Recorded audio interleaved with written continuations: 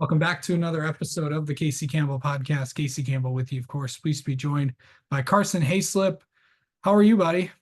I'm doing great. How about you?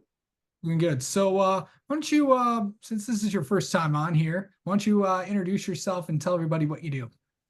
So my name's Carson Haislip. I'm 16 years old. I've raced for about 5 years now. I started out in the Bandoleros, and I made my way quick to the Legend cars. I raced those for 3 years. My first year was a little rough. We got like 3 wins, and then the next year we followed with 16 wins and the Summer Shootout Championship, a couple other championships. And then last year, 2023, well, I guess 2 years ago now, 2023 was my best year in a legend car. We won 26 out of 32 races. We won a Winter Nationals championship, track championship, and a national championship, and that was a really big year for me. And then last year, 2024, I moved up to a late model stock, and that was that was honestly the biggest learning curve of my racing career. It's a lot different than a legend car. It's a lot different than a Bandolero. So this was my first year full in the late model. I had 4 wins, numerous top fives, and we had some really great runs, and we learned a ton. And that's why I'm super excited for this year. I think it's going to be huge. Okay, so before we get into this year, let's dig deep into your background a little bit. How did it all start? So actually, about 6 years ago, me and my dad, for a whole season, we went out to the racetrack every single Friday night, right to Wake County Speedway. That's my home track. And we watched just about every single race from, their start time 8 to their curfew. And I always loved it. I enjoyed it. I was honestly one of the kids that was scared of the sound, but I loved watching the cars go around. And I told my dad, I looked at him, I was like, I want to try this. Like, maybe let's rent a car. And we rented a car out. And, ever since then, it's just been racing, racing, racing. And I wouldn't change it for anything. Okay, so you mentioned that. So what did you take the go-kart, Bandolero? Where did you what kind of car did you get in first? So the first one I got into was the Bandolero. I I raced some go kart stuff at Rush Hour Karting. Nothing on oval. Rush Hour Karting's more of a fun place more than competition. So I wouldn't even count that. I'd say the Bandolero was my first race car. It was the first car I raced on an oval track. And I didn't stay in those for too long. I stayed in them for about a year and a half. It was just the Bandoleros were, they were really good. They were really good for me. They helped me learn a lot, and we were just ready to move up to legend car, so that was what we did. So when you were in a legend car, like how old were you when you got in the legend car and stuff? So 3 years ago, I would have been 13. So that was when I first moved into the legend car. I ran my first season all the way County Speedway. I ran a couple of summer shootout races. And at 13, I was racing hard with, a bunch of different guys at Wake County Speedway. I went to Dominion. I went to the summer shootout Charlotte Motor Speedway. We actually went to West Virginia, to a track called Ona Speedway, and we raced there. We won there. That track was really cool, actually. So kind of going off of that, like, how many wins did you get in a legend car and stuff? So after I calculated up, in 3 years, it was 42, I believe. 42 INEX sanction race. We won, multiple races that weren't INEX sanctioned.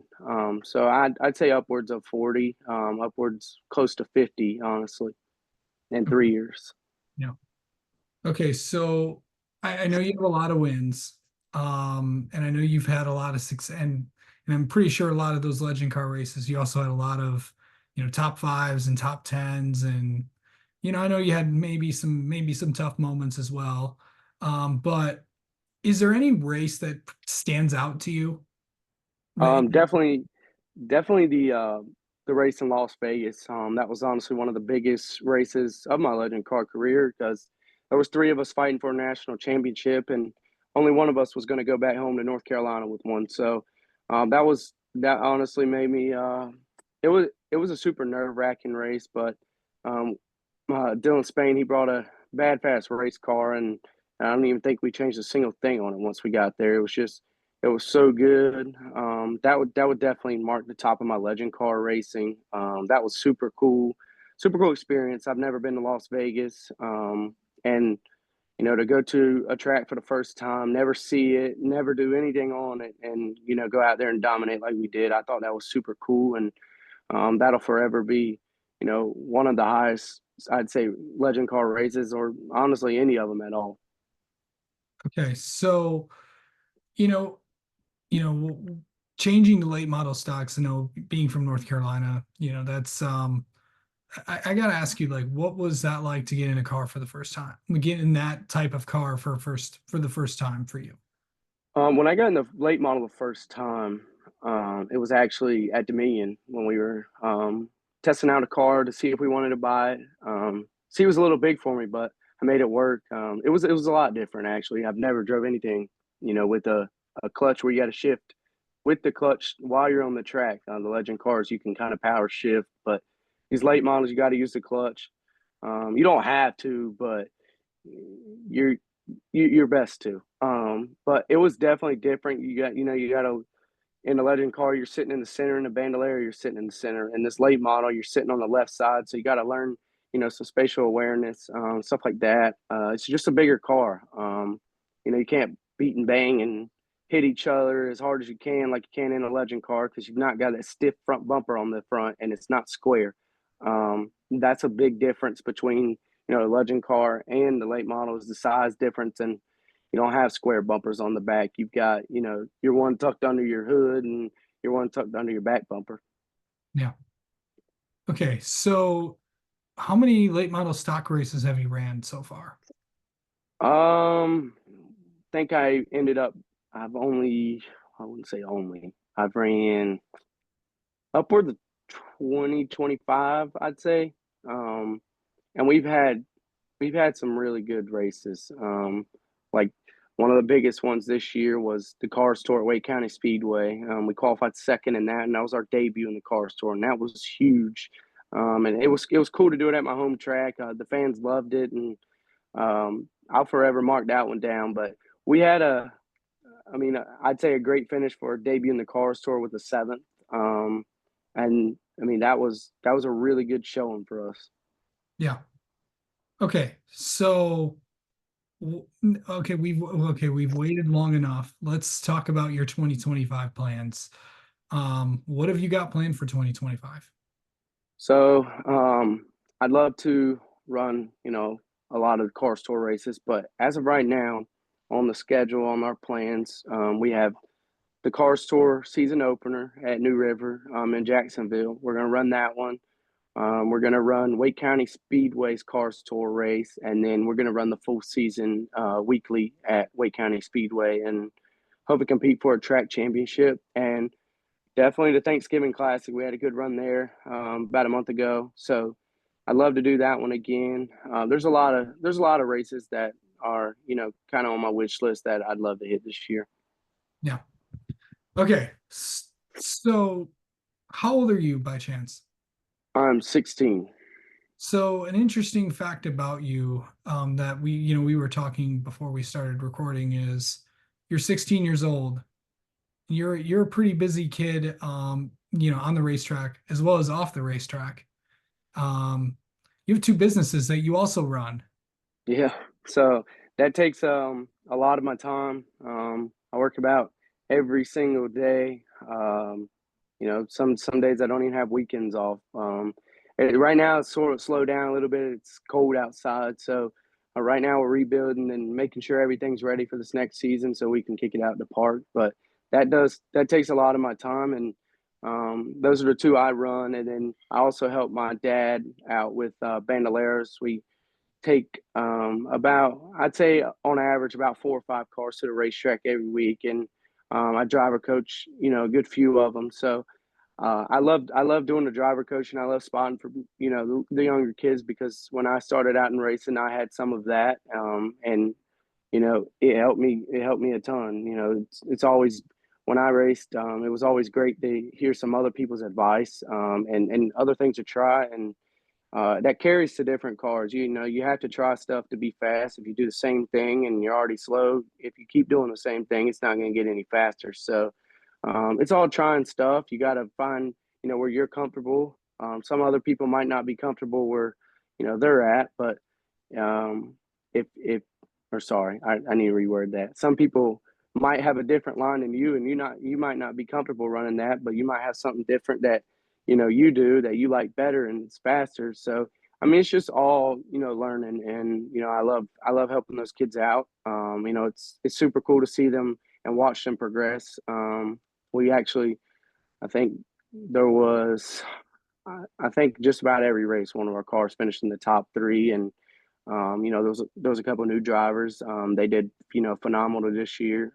Blew me out the park because you know these kids are young. You know, and I didn't start that young, so I don't know what it's like. But I know you know some of these drivers are 7, 8, 9, 10, and I mean, they're driving at some pretty high speeds for, you know, eat under 10-year olds. So it's definitely super cool to see them progress. And, you know, I love coaching and I love, you know, watching, you know, the younger kids put what I told them into play and then make them go faster. So I've always loved doing that too. But yeah, work takes up a lot of my days and then I've got to come home and do some schoolwork each night. So, Yeah. I just you know, that was actually my next question. So, after running those things and I know you go to online school where it's kind of a trend amongst most racers. What's that like for you to deal with that? I actually really like online school. Not to hate on, you know, public school, but I feel like, you know, 80% of my day at public school is, you know, filled with just kind of busy work. The work I do now online, it's yeah, I can pick what I want to do.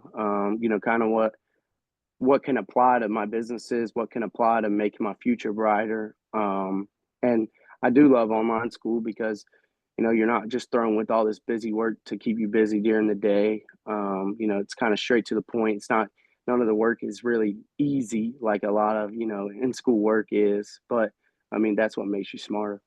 Yeah. Okay, so I know you have a lot of things you want to do, a lot of goals you have for this year, but for you, what are I don't want to put you on the spot, but what do you want to accomplish in 2025? Definitely love to have some more good runs in the Cars Tour. That would be super cool. But my main goal this year is to win the Wake County Championship and gather a good few wins. I'd also love in the NASCAR points to finish pretty good. So, I mean, those are my two, three main big goals. You know, there's a lot of goals I set, and you know, I like I always you know this is always one of my goals, and that's to get smoother on the wheels, stay more consistent, and you know, I'm starting to get better with that stuff in this late model. But it took me a good bit to figure it out. Yeah.